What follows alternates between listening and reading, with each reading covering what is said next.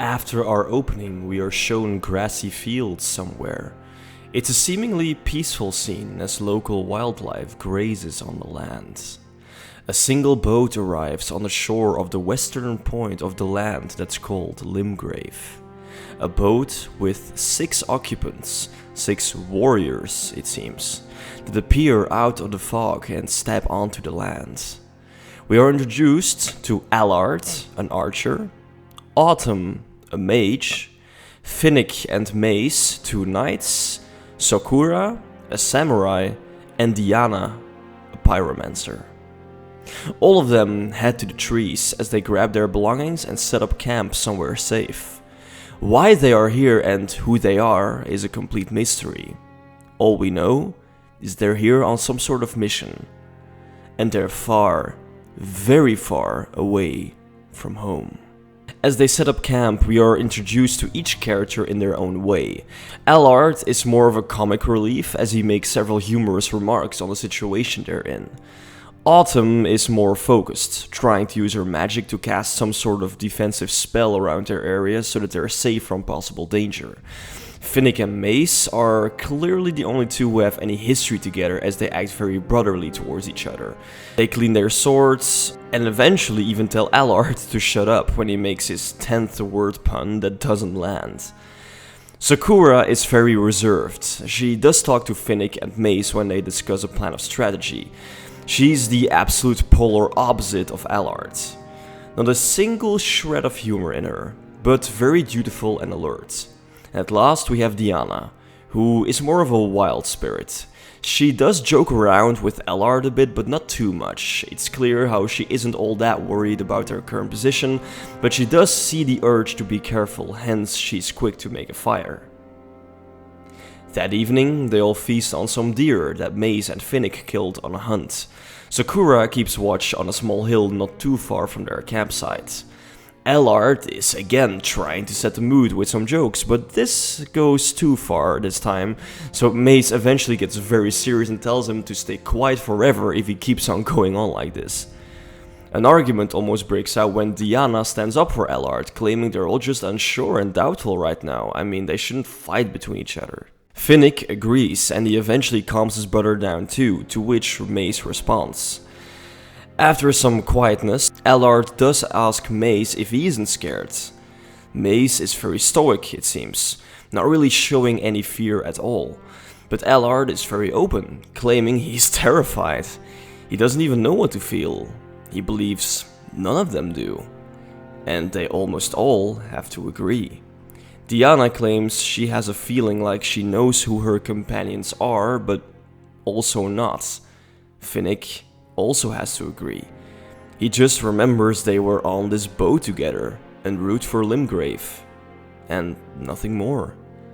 Autumn claims she remembers a dream though, but when asked about what it was, she can't really answer. She only remembers one thing: the color gold. Lots of it. It's a mysterious scene as they all try to figure out what they're doing here. They feel destined, focused, determined, yet they have no clue. Their minds are blank, yet filled with knowledge, but locked away. The next morning, the group travels through the woods of Limgrave and eventually stumble upon a dungeon. Being curious, they all decide to head down. All have their weapons and powers ready, and as a team, they enter. The dungeon is genuinely creepy, yet Allard is once again trying to lighten the mood with some humor, but now even Diana can't manage to chuckle. As they proceed, they see markings on the walls and all looking like strange goblin-like statues, until they stumble upon a huge closed door with the markings of a tree on it. Mace tries to open it, but can't. Even when Finnick and Sakura help, they can't. Allard jokingly mentions they literally have a mage on their side, why not let her try? And Autumn does, but even her powers can't get the door to open. Sakura does find another pathway that leads deeper into the dungeon, it seems. And as they head deeper, Diana claims to hear something, but there's nothing there. Deeper and deeper they go until Diana can swear she's hearing things.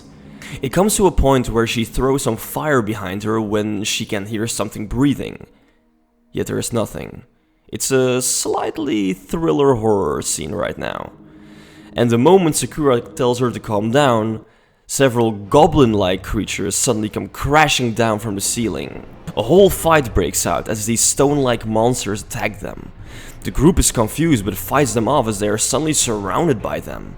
As they fight, Allard accidentally also bumps into a wall, which opens a secret door, which then activates a trap, causing this massive stone head to unleash fire on a large part of the hallway. Several of the little stone monsters get killed, but Finnick, Sakura and Diana almost get incinerated themselves. They all look angry at Allard, but he swears he didn't mean to. It's at that moment that the archer leans into another wall, which activates even another trap, now causing several walls to disappear and others to appear. It's a chaotic moment, and soon the group is divided into three. Allard is alone with Maze, Finnick, Sakura and Autumn are together, and Diana is all alone. Maze is about to unleash his fury on Allard, but then more of the little creatures appear, thus they have to fight. Finnick and Sakura show some very cool moves together while Autumn stays behind them to provide cover fire with magic spells. They encounter the most of the little monsters as they fight their way through the hallways. Diana is all alone, as she manages to kill some by ambushing them with fireballs. But then she continues on her own. She can hear her comrades in the distance and tries to reach them in this labyrinth of a dungeon, until she arrives at this large handle right next to an elevator, it seems. She pulls it, hoping it will mean their escape, and activate the elevator, but it does no such thing. She does hear a large contraption opening somewhere, echoing through the hallways. At that moment, the fight is pretty much over. Finnick and Sakura finish off the last couple of monsters, showing respect to each other. Autumn, sweating hard, is also shown respect from the two. They did some very good teamwork together.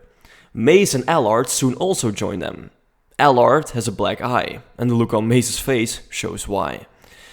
The five then proceed to look for Diana, who they eventually find in front of the large door from earlier, which has now opened. They all stare at the entrance for a while, as they can see it leading to a large room down below. Unsure, they don't want to take any risks. Sakura and Maze eventually decide to head down, while the others wait at the top.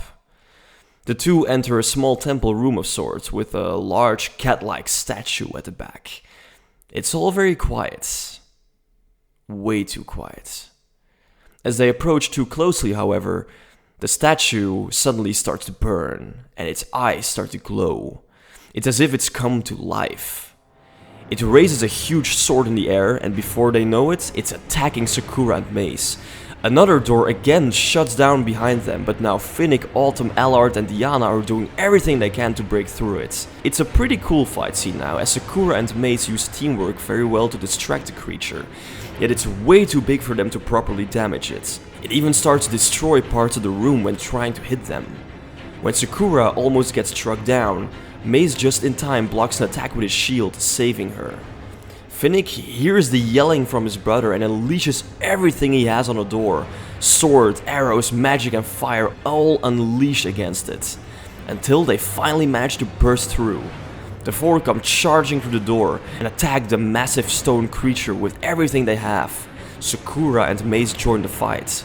It's now 6 against a large monster. It's fast, it's wild, it's explosive. And soon enough, they manage to overpower and destroy it. Autumn even blows its head off with a magic spell. The huge thing collapses, and our 6 heroes are all out of breath. But then they start to cheer and laugh. They actually did it. At the very end of the dungeon is what appears to be an actual elevator, and they all get on it, and soon arrive at the top level of what looks like a large temple inside a mountain. Maze and Finnick open another large door, and this gives us a massive view of the entirety of Limgrave. It's a grand and epic sight of which our heroes are hugely impressed. They're in awe, jaws dropped. A grand epic castle towers on the cliffs at the far end of the valley, and even beyond, a massive golden-like tree stretching as far as they can see, shedding light over the entirety of the land. There are no words for the sight they are gazing upon now. They all take a breather as Sakura goes to look for another place to camp, but then when she encounters someone, a man called White Mask Vere, he smiles and bids them all welcome. We cut to our group being brought to a small shack somewhere as the mysterious man takes them in and urges them to rest by the fire. The six are pretty unsure about who they're dealing with, yet White Mask Vere is quickly to introduce himself. He's what you can call a guide, a man with great knowledge, you could say, and he has waited a very long time to see their kind come here again. The man is cryptic and just downright vague, making our six heroes feel even more unsure about the situation. Finnick soon asks what the man's talking about. Who is he, and why is he talking to them like they should know him? Vere smiles sadly. They don't know who they are, do they? Yet their kind was once so renowned. He eventually calls them Tarnished. The six all look very confused, but eventually we see how Diana remembers something from a dream she had, and a soft female voice indeed called her Tarnished. The moment she says this, even more questions arise. That night, Vere has made them dinner and the six are all resting outside. Diana talks about that dream she can still remember. Tarnished. Tarnished. What does that mean? Autumn also talks about her dream, claiming she can vaguely remember the same thing. And the more they keep saying on that word, tarnished, we can see how Finnick also starts to remember something. It eventually drives Allard crazy, and he feels like they should all get some rest. As they go to sleep, Finnick dreams again, and he is now also haunted by this very elegant but also mysterious female voice calling him Finnick, Tarnished, Servant. He suddenly starts to see some strange symbols as well, and that's when he wakes up. He finds Sakura at the porch of the shack and he joins her. She claims she also had the same dream. Something calling her. It must be about her purpose. Finnick thinks it's terrible having a purpose yet not knowing what it is. They just know that they're here now and must find something. Something immensely important and powerful. And as they try to piece together what it could mean, they can hear Vere softly singing from the other side of the shack. They eventually join him and see how he's singing a sort of hymn while looking at a huge castle at the other end of the valley. It's a dark hymn about death, corruption, and cowardice. It sends shivers down the spines of Finnick and Sakura. When asked about it, Vere claims it's not really a hymn, but more of a lament. Not about the death of a person, but more of the death of a spirit. The spirit of that castle right there in the distance. Castle Stormvale, he mentions it's called, resting on Stormhill. Home of a rotten corpse. Again, it's all very mysterious, yet Vere does tell them it's their destination if they wish to pursue their journey. The lord of that castle holds a piece of the thing they are searching for, and that's all he can say. The next day, our heroes depart for the castle as Vere bids them farewell and good luck. Allard is very skeptical and claims it's a foolish idea. They have no idea what they're walking into. Autumn agrees. Yet Diana supports Finnick and Sakura, claiming the lord of that castle may be able to tell them more about what they're looking for. Mace also agrees, but also heeds caution. They never know what kind of lord they may stumble upon. They all rest on the top of the cliff not too far from the main gate of the castle. It's a massive sight.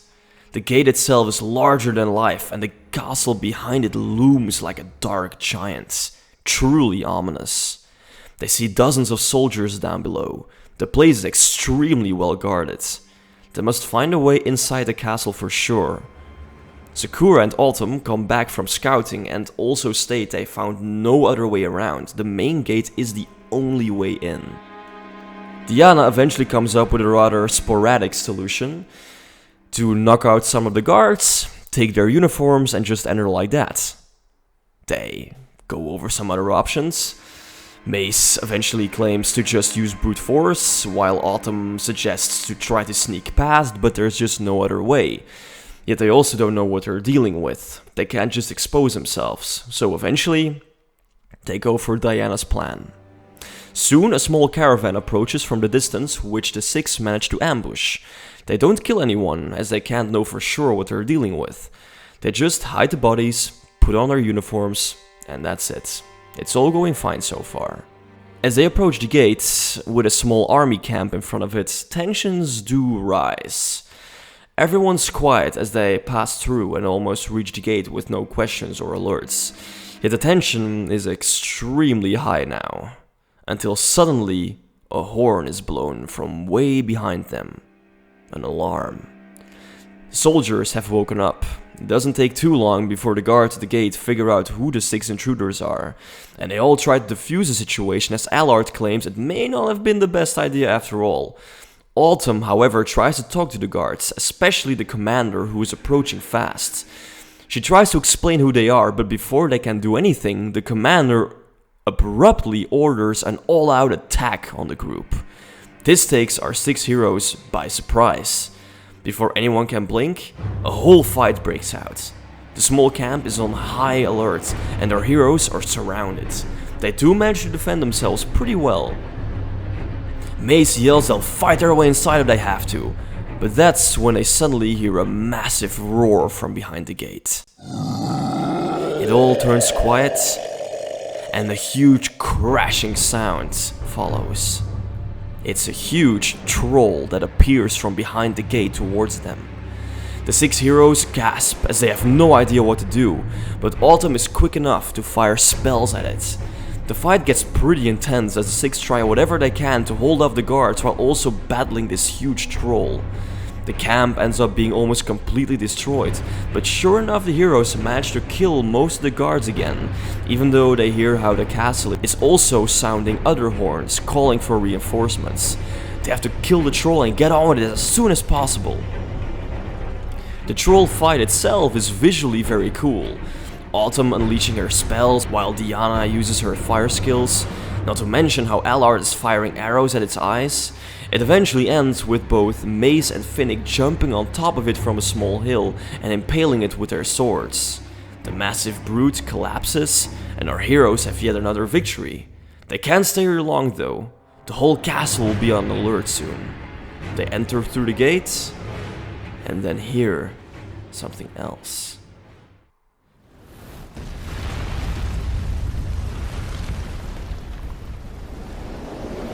This huge man-like creature stands in their way, calling itself Margit. The heroes have no choice but to fight it as well. It starts off just like the previous battle. They use teamwork as well as they can, and it sort of seems to work as Margit gets staggered several times while Mace, Finnick and Sakura get in some decent hits with their swords. The moment Allard manages to fire an arrow in Margit's eye, however, this creature has had enough. And out of nowhere, he uses his huge club to knock Allard off his feet and grabs him with its huge hands. Allard uses a knife to fight back, but out of nowhere, Margit uses the man as a club himself, and he smashes him around against the rocks and the earth.